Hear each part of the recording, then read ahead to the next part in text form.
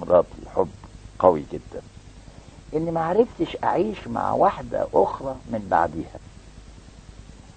وانا لما كنت متجوز وعايش معها، عشنا 15 سنة مع بعض الحمد لله، ما كنتش حاسس يعني ان انا طاير او ان انا على سحاب او على كده.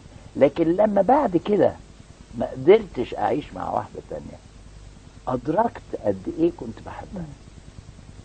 يعني مش عارف لو عارفة الاحساس ده.